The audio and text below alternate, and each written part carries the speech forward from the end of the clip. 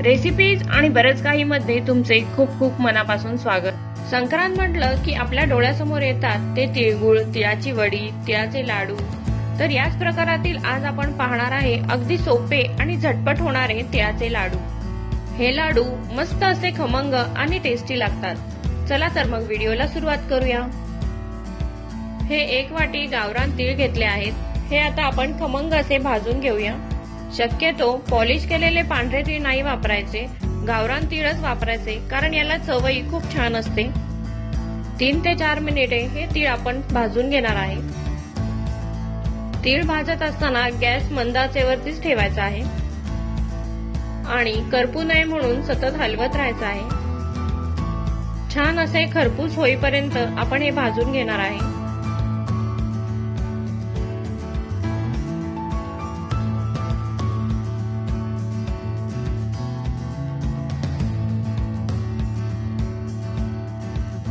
तीळ भाजून झाले आहेत। तुम्ही पाहू शकता याचा कलरही थोडा चेंज झाला आहे। आता हे आपण एका प्लेट मध्ये काढून घेऊया। आपल्याला गुळाचा पाक करून घ्यायचा आहे। आता त्याच पॅन मध्ये 1 चमचा साजूक तूप घालूया। इथे मी पाऊण वाटी गुळ घेतला आहे। हा चिक्कीचा गुळ आहे। शक्यतो तिळाची वडी, तिळाचे लाडू करण्याकरिता हाच गुळ वापरतात। गुळाचा पाक होण्यासाठी साधारण 3 ते 4 मिनिटे लागतात। गॅस हा मंद आचेवरतीच ठेवायचा आहे। जर आपण साधा गुळ वापरला तर लाडूचं मिश्रण हे एकजीव होत नाही आणि मिळूनही येत नाही, तसेच लाडू पण थोडे नरम होतात। जर तुम्हाला खुसखुशीत आणि थोडेसे कडक असे लाडू हवे असतील तर तुम्ही चिक्कीचाच गुळ वापरा। गुळ मेल्ट व्हायला सुरुवात झालीये। आता 1 ते 2 मिनिटे आपण परतून घेणार आहे। गॅस हा मीडियम फ्लेम वरतीच ठेवायचा आहे।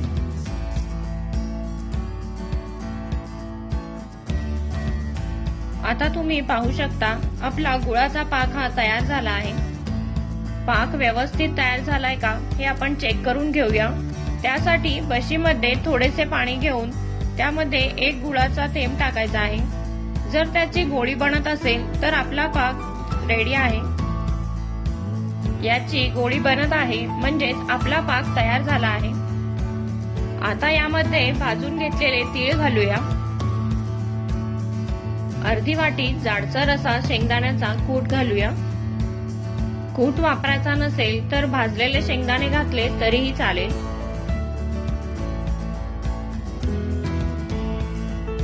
आता यामध्ये स्वादासाठी वेलची पूड घालूया।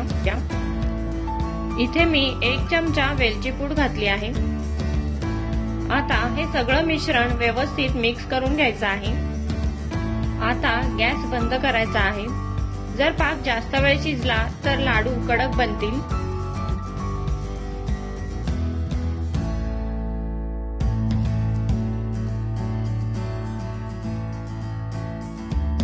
हे मिश्रण छान असं एकजीव झालंय आणि याचा गोळाही बनतोय, म्हणजेच लाडू वळण्यासाठी हे मिश्रण आता तयार झालं आहे।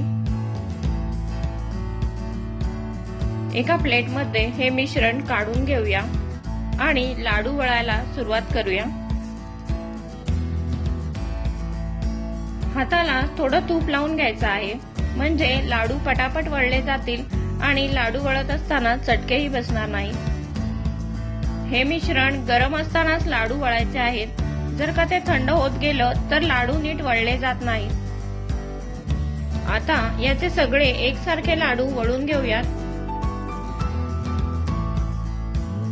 आपण घेतलेल्या प्रमाणामध्ये छोटे छोटे 18 ते 20 लाडू बनतात।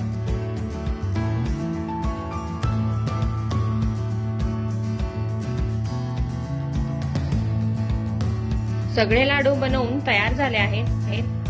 तर या संक्रांतीमध्ये तुम्ही सुद्धा हे लाडू नक्की ट्राय करून पहा। हा व्हिडिओ आवडल्यास रेसिपीज आणि बरंच काही या चॅनलला सबस्क्राईब करा।